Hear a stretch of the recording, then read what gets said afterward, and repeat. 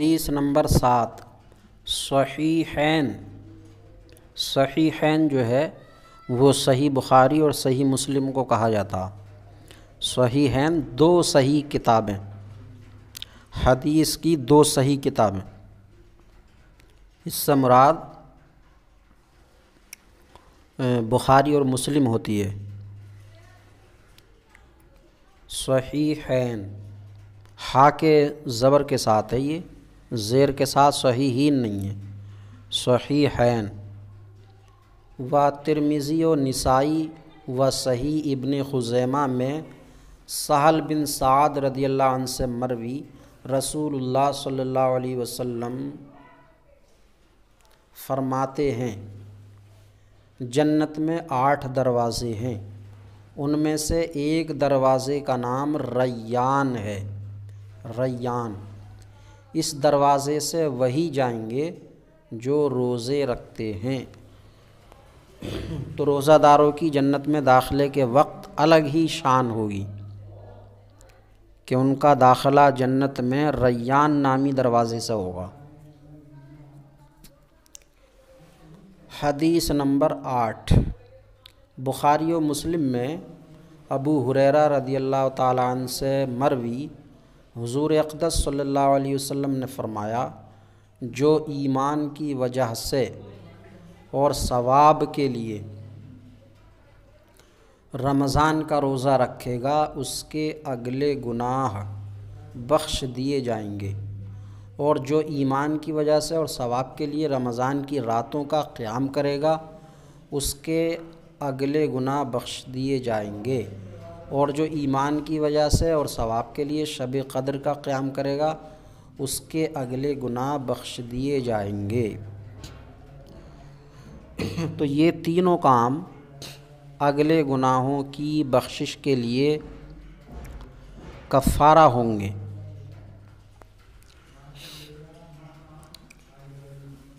حدیث نمبر 9 امام احمد و حاکم و طبرانی کبیر میں اور ابن ابی الدنیا اور بیہقی شعب الایمان میں عبداللہ بن عمرو رضی اللہ عنہما سے راوی کے رسول اللہ صلی اللہ تعالیٰ علیہ وسلم فرماتے ہیں، روزہ و قرآن بندے کے لیے شفاعت کریں گے۔ روزہ کہے گا، اے رب عز و جل، میں نے کھانے اور خواہشوں سے دن میں اسے روک دیا، میری شفاعت اس کے حق میں قبول فرما۔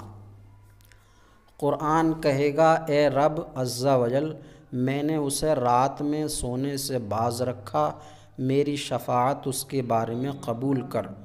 دونوں کی شفاعتیں قبول ہوں گی اور اس کو بخش دیا جائے گا۔ لہٰذا رمضان کے روزوں کی سخت پابندی کی جائے اور قرآن پاک کی زیادہ سے زیادہ تلاوت کی جائے۔ حدیث نمبر 10 صحیحین میں ابو ہریرہ رضی اللہ تعالیٰ عنہ سے مروی رسول اللہ صلی اللہ علیہ وسلم فرماتے ہیں، آدمی کے ہر نیک کام کا بدلہ 10 سے 700 تک دیا جاتا ہے۔ آدمی کے ہر نیک کام کا بدلہ 10 سے 700 تک دیا جاتا ہے۔ نیت میں جیسا خلوص ہو، جیسا حضور قلب ہو، تو حضور قلب اور اخلاص کی زیادتی اور کمی کے لحاظ سے ثواب جو ہے وہ کم زیادہ یعنی 10 سے 700 تک دیا جاتا ہے۔ اب جو کام کر رہا ہے بندہ تو وہ اس کو چاہیے کہ حضور قلب اور بہت ہی اخلاص کے ساتھ اللہ کی رضا کے لیے وہ کام کرے تاکہ عمل کا مکمل ثواب پائے۔ اللہ تعالیٰ نے فرمایا، مگر روزہ آدمی کو اس کے نیک کام کا بدلہ 10 سے 700 تک ملتا ہے، مگر روزے کا معاملہ الگ ہی ہے کہ وہ میرے لیے ہے، روزہ میرے لیے ہے، خاص اللہ کے لیے، کیونکہ باقی عبادتیں دیکھتی ہیں تو ان میں امکان ہے کہ آدمی دکھاوے کے لیے کر رہا ہو، لیکن روزہ دیکھتا ہی نہیں، تو یہ خاص اللہ کے لیے ہے۔ تو جو خاص اللہ کے لیے ہے تو پھر اس کا اجر بھی خاص ہی ہے، اور اس کی جزا میں دوں گا۔ بندہ اپنی خواہش اور کھانے کو میری وجہ سے ترک کرتا ہے۔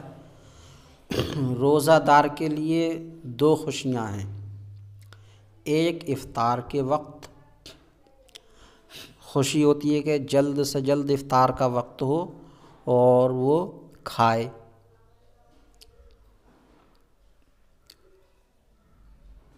ایک افطار کے وقت، اور ایک اپنے رب عز و جل سے ملنے کے وقت، یعنی جب وہ انتقال کرے گا تو اس کو خوشی حاصل ہوگی۔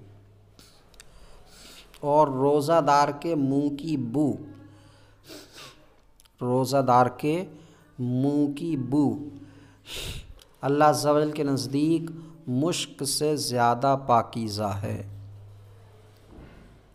بہت پسند ہے اللہ کو۔ اور روزہ سپر ہے، سپر یعنی ڈھال۔ ڈھال کیا ہوتا ہے؟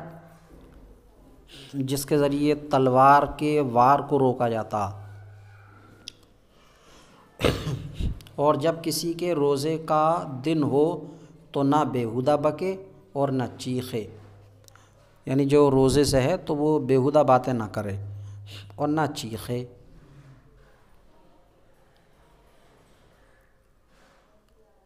پھر اگر اس سے کوئی گالی گلوچ کرے یا لڑنے پر آمادہ ہو تو کہہ دے میں روزے دار ہوں۔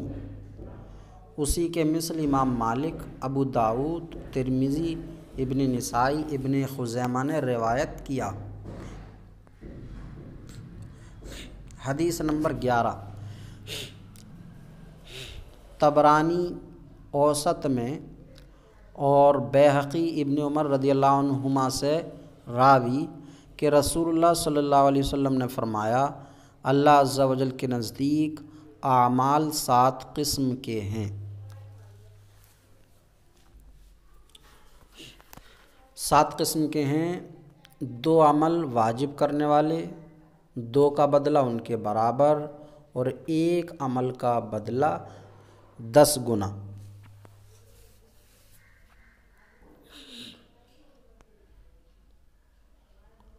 اور 1 عمل کا معاوضہ 700 ہے، اور یہ وہ عمل ہے جس کا ثواب اللہ عز و جل ہی جانے۔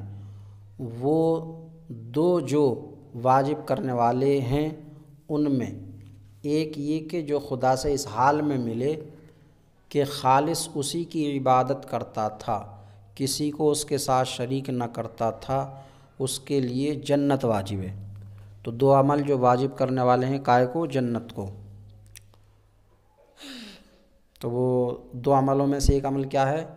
عبادت خالص اللہ کے لیے کی جائے، اللہ کے ساتھ کسی کو شریک نہ ٹھہرایا جائے۔ دوسرا واجب کرنے والا عمل، دوسرا یہ کہ جو خدا سے اس حال میں ملا کہ اس نے شرک کیا ہے تو اس کے لیے جہنم واجب، جہنم واجب۔ تو 1 عمل واجب کرنے والا جنت واجب کرنے والا ہے، اور 1 عمل واجب کرنے والا جہنم واجب کرنے والا۔ جنت واجب کرنے والا عمل اللہ تعالیٰ کی خالص عبادت کی جائے، اس کے ساتھ شریک نہ ٹھہرایا جائے، اور جہنم کو واجب کرنے والا عمل یہ ہے کہ اللہ تعالیٰ کے ساتھ کوئی شریک ٹھہرائے۔ تو جہنم واجب، اور جس نے برائی کی اس کو اسی قدر سزا دی جائے گی، اور جس نے نیکی کا ارادہ کیا مگر عمل نہ کیا تو اس کو نیکی کا بدلہ دیا جائے گا، اور جس نے نیکی کی اسے 10 گنا ثواب ملے گا، اور جس نے اللہ عز و جل کی راہ میں خرچ کیا اس کو 700 کا ثواب ملے گا۔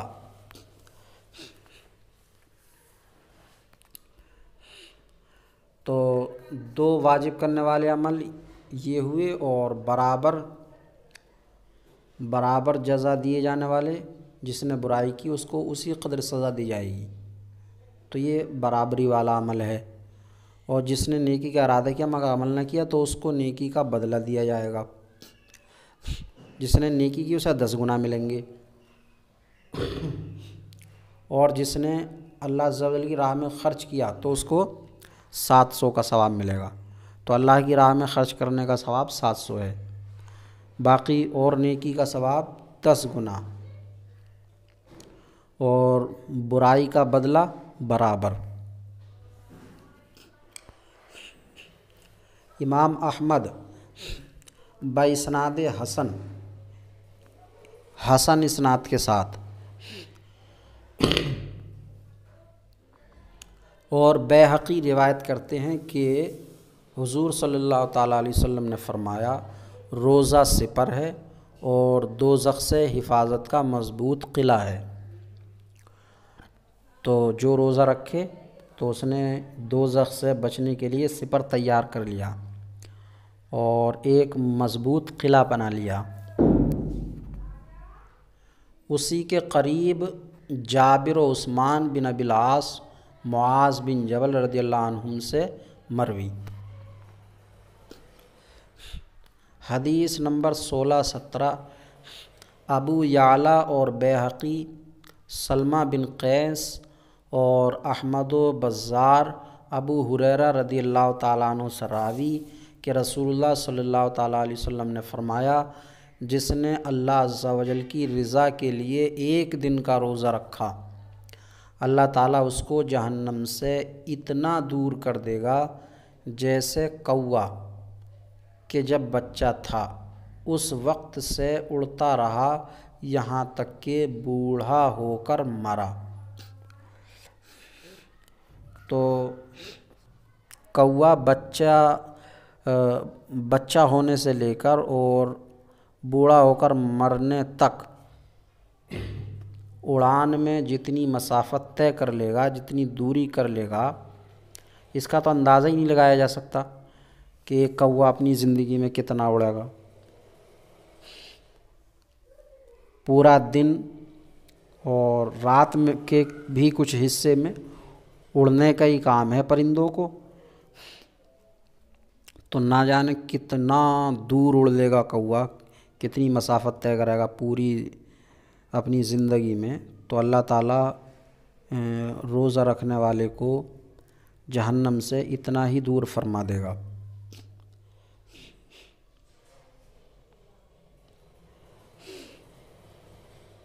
اب اس میں کوئی سوال کرنے لگے کہ صاحب پھر تو ایک روزہ رکھو اور کام ختم ہو گیا، پھر زندگی میں ایک بار روزہ رکھ لے ایک دن کا۔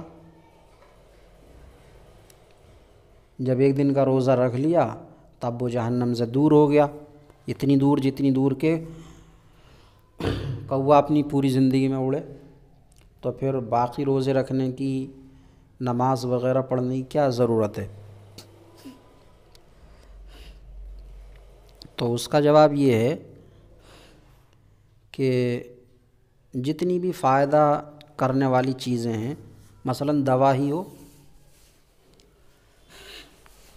جیسے بخار کی ایک ٹیبلیٹ بخار کو فائدہ تب کرے گی جب کہ بخار لانے والی چیزوں سے پرہیز کیا جائے،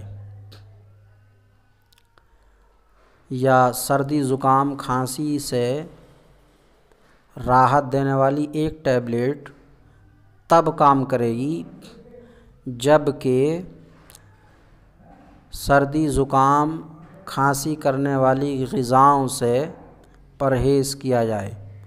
اب اگر وہ ایک ٹیبلیٹ کھا لے اور دوسری طرف سردی زکام کرنے والی چیزوں کا بھی استعمال کرے تو یہ ایک ٹیبلیٹ کام نہیں کرے گی۔ اسی طرح بخار کی ایک ٹیبلیٹ کھا لے اور دوسری طرف بخار لانے والی چیزوں کا بھی استعمال کرے تو یہ ٹیبلیٹ جو ہے کام نہیں کرے گی۔ تو ایک طرف اس نے ایک دن کا روزہ رکھا تو یہ جہنم سے دوری کرنے کی ٹیبلیٹ تھی، لیکن اگر وہ پورے رمضان کے روزے چھوڑ دے گا یا اور نماز وغیرہ کی پابندی نہیں کرے گا تو وہ دوسری چیزیں جو ہیں جہنم واجب کرنے والی ہیں۔ تو یہ ایک دن کا روزہ تبھی کام کرے گا جب کہ جہنم واجب کرنے والی چیزوں سے پرہیز کرتا رہے۔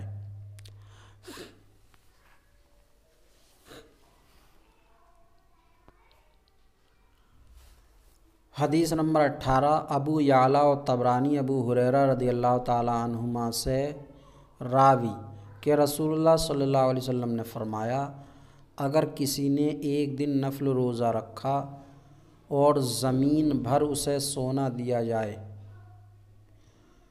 جب بھی اس کا ثواب پورا نہ ہوگا،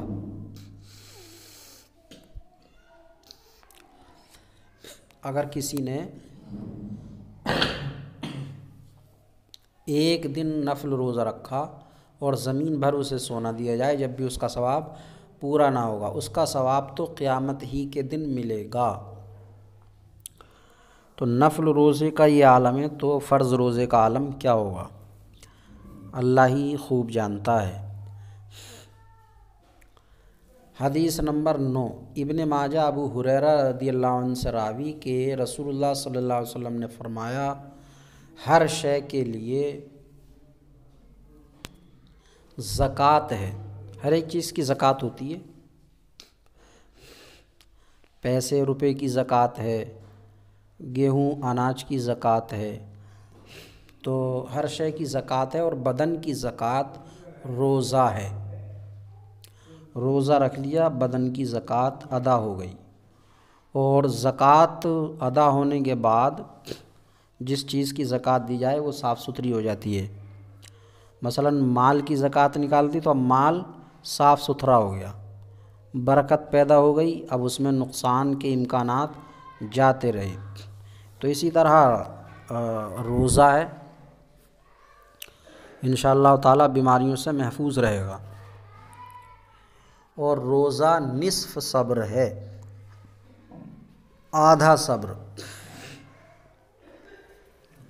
اور باقی آدھا جو ہے وہ شریعت کے باقی احکام پر عمل ہے۔